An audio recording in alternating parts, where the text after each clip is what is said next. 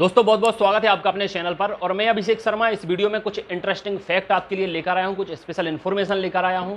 फ़र्ज है पिछले कई सालों से जो लगातार मैं अपना फ़र्ज निभाते आया हूं, मैं आपको रिलायबल, करेक्ट और एक्यूरेट इन्फॉर्मेशन देता हूं। मैं आपको एकदम सही खबर दूंगा और जो सही है उसी पर अपनी बात पर फोकस करूंगा, और उसके अंदर सही क्या है, गलत क्या है, ये सारा कुछ डिटेल में आपको बताऊंगा। तो शुरू से लेकर आखिर तक आपको ध्यान से इस वीडियो को देखना है, सुनना है, समझना है। कोई डाउट या क्वेरी या सवाल आपका रह जाता है, क्वेश्चन आपका रह जाता है, तो वीडियो में कमेंट बॉक्स में आप नीचे पूछ सकते हैं। चलिए शुरू करते हैं इस वीडियो को।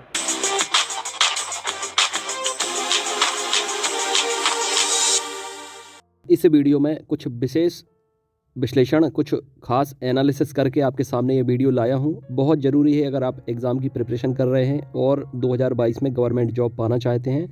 इस वीडियो को शुरू से लेकर आखिर तक देखें और इस वीडियो को शेयर भी करें, क्योंकि हर किसी के सहयोग से, हर किसी के सपोर्ट से, चाहे स्टूडेंट हों, चाहे मेंटर हों, लीडर हों, ठीक है, चाहे यूट्यूबर हों, उन सभी को इस चीज़ के लिए आगे आना पड़ेगा, एक दूसरे का सहयोग करना पड़ेगा। ये पहल ज़रूर मेरे माध्यम से शुरू हो रही है, लेकिन मैं इसका क्रेडिट नहीं लेना चाहता।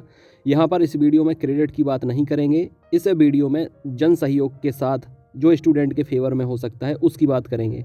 देखिए, मेरे द्वारा ये जो एग्ज़ाम का एनालिसिस किया जाता है या इस पहल को आपके सामने लाया गया है, वो पिछले 4 सालों में जो रुकी हुई भर्तियां हैं या जो बेरोज़गारी का स्तर बढ़ गया है, उसकी रिकवरी कैसे हो सकती है, उसके लिए ये वीडियो बनाया गया है। और स्टूडेंट के फेवर में क्या बेहतर है अभी इस साल, कम से कम इस साल 2022 में, ताकि पुराने कुछ सालों की कोविड-19 की वजह से जो नुकसान हुआ है, जो बेरोज़गारी फैली है या जो कैंडिडेट ओवर एज हो रहे हैं, उनके फेवर में ये वीडियो भी है। और इसके साथ साथ प्रक्रिया कितनी जल्दी हो, मतलब सालों इंतज़ार न करना पड़े, ना रिजल्ट के लिए, ना संपूर्ण प्रक्रिया का। इसलिए इस वीडियो में एक एक टॉपिक पर बात करेंगे, एक एक पॉइंट को समझाएंगे आपको बहुत अच्छे से, इसलिए आपको ध्यान से समझना है। और यह चीज़ कितनी जायज़ है, कितनी सही है, कितनी जल्दी से यह चीज़ लागू हो सकती है, उसके लिए हमें प्रयासरत होना पड़ेगा। तो देखिए, सबसे पहली बात करेंगे हम, एक परीक्षा का एक एग्ज़ाम हो। सबसे पहले बात आई थी कुछ टाइम के पहले कि पूरे मध्य प्रदेश में जितनी भी भर्ती परीक्षाएं होती हैं, सभी विभाग बैठकर यह निर्णय करेंगे कि एक एग्ज़ाम होना चाहिए, क्योंकि स्टूडेंट को अलग अलग फॉर्म भरने पड़ते हैं, अलग अलग एग्ज़ाम देने पड़ते हैं, और इसके साथ साथ पूरे साल भर की ये नौटंकी चलती है। एग्ज़ाम हो, फॉर्म भरना हो, यह पूरी प्रक्रिया बहुत ज़्यादा, एक तो आर्थिक स्थिति ख़राब हो जाती है बच्चों की, क्योंकि अगर औसतन, ये मानिए फ़िलहाल तो आई नहीं है 2-3 साल से कोई भर्ती, लेकिन अगर बात करें 2017 की कि जितने परीक्षा हुई थी, अगर औसतन 10 परीक्षाएं होती हैं एक साल के अंदर, और एक फॉर्म का आने जाने का, फॉर्म भरने का अगर खर्चा माने तो 2,000 रुपये माने। अगर 10 फॉर्म भरते हैं, हालांकि 5 मान लीजिए, अगर 5 भी मान लेते हैं तो कम से कम 10,000 रुपये सालाना खर्चे एक स्टूडेंट का। ऐसी बेकारी में, ऐसी बेरोजगारी में, जहाँ की उसको 100 रुपये के लिए खर्च करने के पहले भी 10 बार सोचना पड़ता है, ऐसे में 10,000 रुपये एक साल में काफ़ी बड़ी चीज़ हो जाती है एक बेरोजगार स्टूडेंट के लिए। तो अभी अगर ये बात आगे बढ़ती है कि एक एग्ज़ाम हो, जो कि फ़िलहाल संभव नहीं दिख रहा है, क्योंकि हर विभाग चाहता है कि हमें अलग से फ़ायदा हो, क्योंकि स्टूडेंट तो कॉमन होते हैं। जैसे अभी एमपी पुलिस की बात करें, 13 लाख फॉर्म डले हैं। अब 13 लाख फॉर्म में रोज़गार तो मिलना है 6,000 स्टूडेंट को। अब मान लीजिए 13 लाख में से 6,000 माइनस कर दीजिए, तो जितने स्टूडेंट बचते हैं 12,94,000।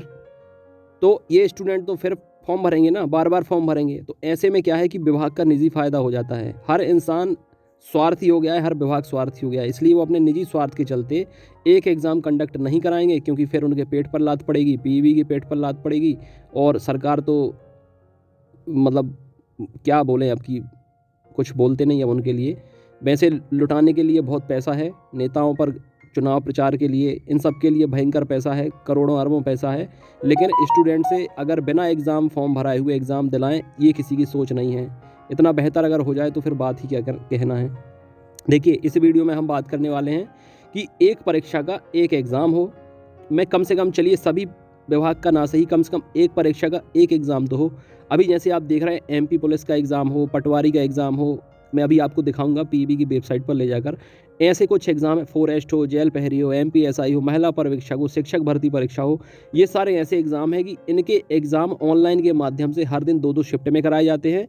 इसके बावजूद यह एग्ज़ाम महीने 15 दिन तो चलते ही चलते हैं। अब समस्या इस बात की हो जाती है कि अगर आप ऑनलाइन एग्ज़ाम कराते हो, मतलब ये माने आपकी सरकार हो और चाहे पीईबी हो, ये सब अपने स्वार्थ के लिए ऑनलाइन एग्ज़ाम कराते हैं। अदरवाइज़ गड़बड़ियाँ ऑनलाइन एग्ज़ाम में भी देखने को मिलती हैं। नॉर्मलाइजेशन प्रोसेस किसी को समझ में आता नहीं है। समझने के लिए तो मैं आपको समझा दूँ, मुझे भी समझ में आता है, लेकिन वो 100% सही नहीं है कि नॉर्मलाइजेशन अगर लगा तो वो सबके लिए बराबर काम करेगा। अभी आपने देखा होगा आरआरबी एनटीपीसी का रिजल्ट आया है, लाखों करोड़ों लोग इससे असंतुष्ट हैं क्योंकि उनके द्वारा जो नॉर्मलाइजेशन लगाया जाता है, या इसके पहले जो ग्रुप डी का रिजल्ट आया था 2017-18 में, उसमें भी देखा गया था कि टोटल 100 नंबर का था, लेकिन कुछ लोगों के नॉर्मलाइजेशन लगाने के बाद 100 नंबर से अधिक हो गए थे, 110 नंबर तक हो गए थे 100 में, जो कि हरगिज पॉसिबल नहीं है। इसलिए नॉर्मलाइजेशन हाँ लगभग काम करता है, लेकिन पूरी तरीके से नॉर्मलाइजेशन काम नहीं करता। अब होता क्या है कि 1 महीना अगर आपने ऑनलाइन एग्ज़ाम कराया तो 1 महीने के बाद आपको रिजल्ट दे देना चाहिए। सीटेट तो यही करता है, या और भी जितने बहुत अच्छी एग्ज़ाम एजेंसी हैं।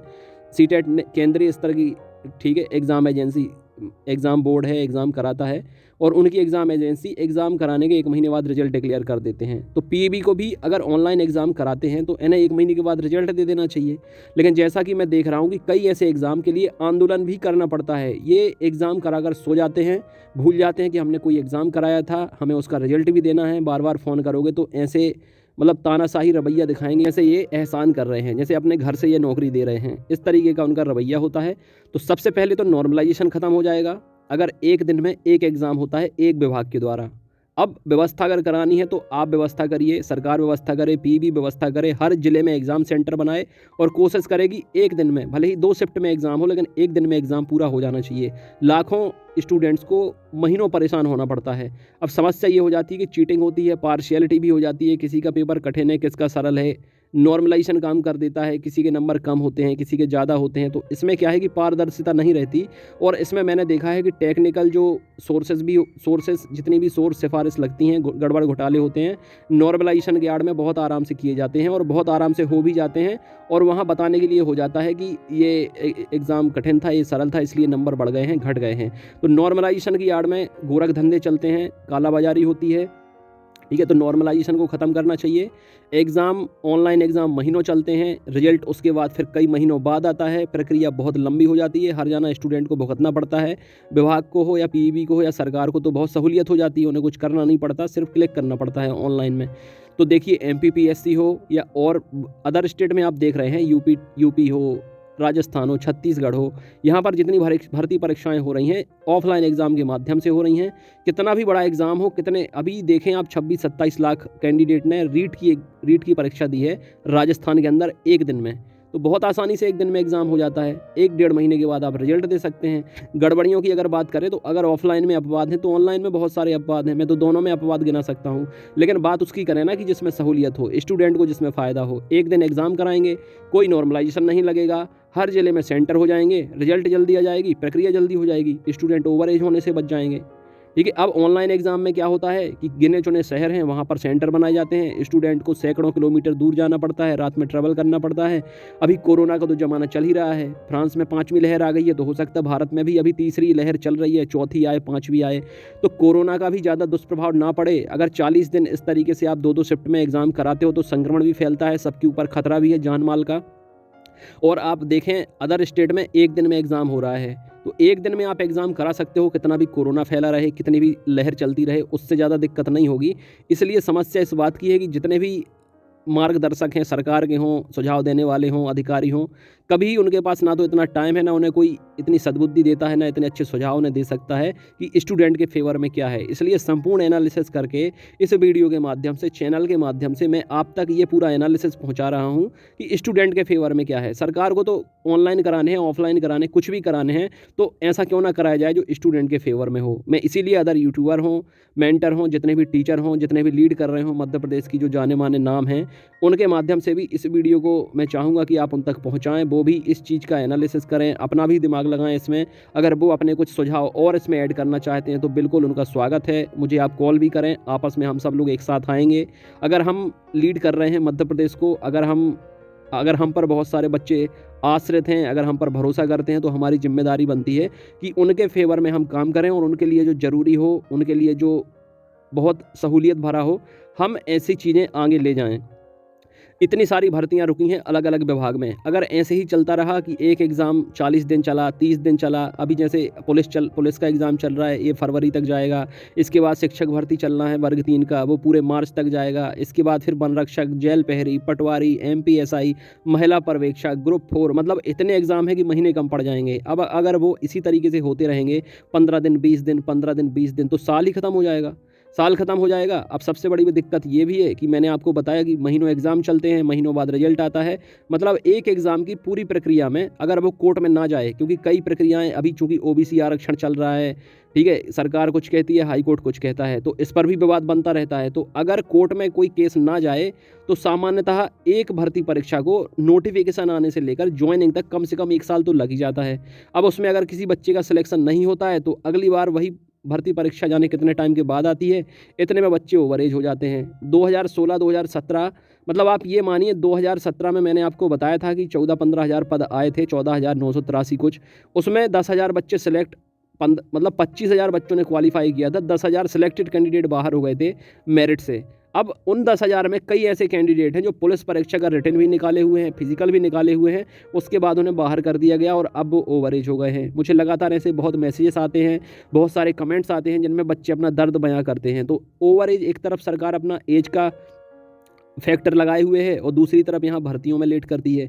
तो देखिए, अगर हम चाहते हैं कि ज़्यादा से ज़्यादा भर्तियाँ हों, 2022 में ज़्यादा से ज़्यादा बच्चों के सिलेक्शन हो, ज़्यादा से ज़्यादा रोज़गार मिले, ज़्यादा से ज़्यादा अपॉर्चुनिटी मिलें, तो उसके लिए यह एक बेहतर सुझाव होगा और इस पर काम करने की ज़रूरत है। एक परीक्षा हो, एक एग्ज़ाम हो, हर ज़िले में सेंटर हो। एक एग्ज़ाम होगा तो नॉर्मलाइजेशन नहीं होगा, ऑफलाइन एग्ज़ाम होगा। कोरोना चलता रहे या कोई भी महामारी फैली रहे, एक दिन का रिस्क हर कोई उठा सकता है, महीनों का रिस्क 2-2 दिन का कोई नहीं उठा सकता, ठीक है। इसलिए मुझे ये पुलिस एग्ज़ाम जो 40 दिन का चल रहा है, ये मुझे बिल्कुल अच्छा नहीं लगा, क्योंकि इसमें हर किसी को रिस्क भी है। और सबसे बड़ी बात ये है कि रिजल्ट ये अटका के रखेंगे। फिजिकल बरसात में भी नहीं होता, गर्मियों में भी नहीं होता, सर्दियों में होगा। तो अगर इन्हें एग्ज़ाम लेने की इतनी जल्दी पड़ी है तो फिर हम इन्हें तब माने कि जब ये 15 दिन के अंदर आपका रिजल्ट दे दें और मार्च के महीने में आपका फिजिकल करा लें। इसके लिए मैं कहता हूं कि अगर ये एग्ज़ाम कराते हैं तो आप मेरे साथ आइए, हम पूरा जोर लगा देंगे कि इस एग्ज़ाम के लिए आपको 10 से 15 दिन में रिजल्ट देना पड़ेगा और रिजल्ट देने के बाद मार्च में आपकी फिजिकल करा के और अप्रैल तक आपकी ज्वाइनिंग देनी चाहिए, ताकि आपकी जो नई भर्ती है पुलिस की वो फिर से जुलाई अगस्त में वापस आ जाएँ और जिन बच्चों का सिलेक्शन अटक जाएगा, रुक जाएगा या होगा नहीं, उन्हें फिर से एक नया मौका मिल जाए और ओवर एज होने से बच जाएँ। इसलिए मैं पूरा विश्लेषण करके, अब चलिए मैं एक बार आपको दिखा देता हूं कि 2017 में जितनी भी भर्तियां हुई थी वो अब फिर से होने वाली हैं, उनके लिए आपको तैयार होना पड़ेगा। यहाँ हम नज़र डालेंगे PEB की वेबसाइट पर कि 2017 में कौन कौन सी भर्ती परीक्षाएं हुई थी। उससे आपको साफ हो जाएगा कि अभी PEB के पास या सरकार के पास या जितने भी विभाग हैं उनके पास कितनी भर्तियां रुकी हुई हैं। हम चाहते हैं कि ज़्यादा से ज़्यादा एग्ज़ाम हो, इसलिए इस वीडियो को पूरा एनालिसिस करके बनाया गया है, ताकि जितने भी नामी चेहरे हैं, जितने भी लीडर हैं मध्य प्रदेश के अंदर, वो इस बात को आगे ले जाएं, अपने स्तर से इस बात को रखें, सब लोग एक साथ आएँ और स्टूडेंट के फेवर में हम जितना बेहतर कर सकते हैं उतना करें, ताकि अधिक से अधिक रोज़गार मिले। और जो बेरोज़गारी फैली हुई है 3 से 4 साल के अंदर, जिससे हताश हो गए हैं स्टूडेंट, उम्मीदें टूट गई हैं स्टूडेंट्स की, डीमोटिवेट हो गए हैं स्टूडेंट्स, तो इससे उन्हें कहीं ना कहीं पावर बूस्टअप मिले, कम से कम रोज़गार बाद में मिले, कम से कम उन्हें अपॉर्चुनिटी तो मिले, अवसर तो मिले, उनकी उम्मीदें तो जागें। इसलिए हमें ये प्रयास करना पड़ेगा अपने माध्यम से। ये देखिए, यहाँ पर पटवारी का एग्ज़ाम हुआ था, जिसकी भर्तियाँ फिर से आनी हैं। ब्लॉक एक्सटेंशन ऑफिसर की भी हैं या अदर एक्विवेलेंट पोस्ट हैं। MP पुलिस परीक्षा हो ही रही है, ASI LDC की भी आनी है, सूबेदार की भी आनी है, ठीक है। इसके बाद जेल विभाग में भी होना है, जेल विभाग के साथ साथ फॉरेस्ट में भी आने वाली हैं। सब इंजीनियर का हो, कृषि विकास अधिकारी का भी हो ही गया, ये भी देखा होगा आपने। ग्रुप 5 का हो, ड्रग इंस्पेक्टर का हो, महिला पर्यवेक्षक का हो, ग्रुप 2 सब ग्रुप, ये सारे हो गए, लेकिन सब ग्रुप 4 की अभी आएंगी। इसके बाद 2018 में भी जो कुछ भर्तियाँ हुई हैं, ठीक है, ये भी फिर से आने वाली हैं। तो हर विभाग में लगभग भर्तियाँ रुकी हुई हैं। लेकिन अब समस्या ये है कि ज़्यादा से ज़्यादा विभाग की भर्ती तभी हो पाएंगी जब एग्ज़ाम वनडे हो, मतलब वनडे मतलब एक दिन में एग्ज़ाम होता जाए, तो बहुत सारे एग्ज़ाम बहुत आसानी से हो जाएंगे। और सबसे अच्छी बात ये होगी कि जैसे आपने अभी एक एग्ज़ाम दिया, ठीक है, अब इसका जब तक रिजल्ट आएगा तब तक आप दूसरे एग्ज़ाम की, चूँकि PEB का सिलेबस लगभग कॉमन होता है और कॉमन ही सिलेबस होता है सब में, मैथ्स हो गया, रीजनिंग हो गया, GK हो गया, साइंस हो गया, हिंदी हो गया, इंग्लिश हो गया, ऐसे कुछ सब्जेक्ट हैं जो लगभग कॉमन रहते हैं, तो उनकी प्रिपरेशन आप करते जाएंगे, ज़्यादा से ज़्यादा आपको अवसर मिलेंगे इस साल में, तो आपके सिलेक्शन के चांस भरपूर हो जाएंगे। मतलब 1 साल में ही आपका जो बेरोज़गारी इतने सालों से आप झेल रहे हैं, डिप्रेशन में जा रहे हैं, अगर आपको मैं कहता हूँ कि जॉब मिलती है बाद में, लेकिन अगर आपको इतना ही आपके सामने दिखा दिया जाए कि इस साल हर महीने भर्ती परीक्षा होगी और आपके पास कम से कम 10 से 12 ऐसे मौके हैं जो आपको इस साल देने को मिलेंगे, तो आपके चेहरे पर इतने में ही रौनक आ जाएगी, खुशी आ जाएगी, क्योंकि फिर आपको अपने ऊपर कॉन्फिडेंस होगा, आप अपने को तैयार करेंगे। कम से कम आपको लगेगा कि भविष्य में आपको इतने अवसर मिलने वाले हैं, तो आपकी तैयारी बेकार नहीं जाएगी, तैयारी करने में भी मन लगेगा आपका, ठीक है। और ऑटोमेटिक सेल्फ मोटिवेशन आएगा, आपको पता लगेगा कि यही वो साल है जिसमें आप जॉब ले सकते हैं। इसलिए स्टूडेंट के साथ साथ इस वीडियो को तो आपको शेयर करें ही, दूसरे लोगों के पास जितने भी लीडर हैं वो भी इस पहल में मेरे साथ आगे आएँ, मेरा सहयोग करें, मेरा साथ दें। अभी ये सारे पॉइंट तो मेरे द्वारा निकाले गए हैं, लेकिन आप लोग भी अपना अपना सुझाव दीजिए, ठीक है। मैं कॉल पर बात भी करूंगा, अगर आप भी कॉल कर लेते हैं तो बहुत अच्छी बात होगी, अप्रिशिएट है, प्रशंसनीय है। हम सब एक प्लेटफॉर्म पर आएंगे इस बात को लेकर कि स्टूडेंट के फेवर में क्या बेहतर किया जा सकता है।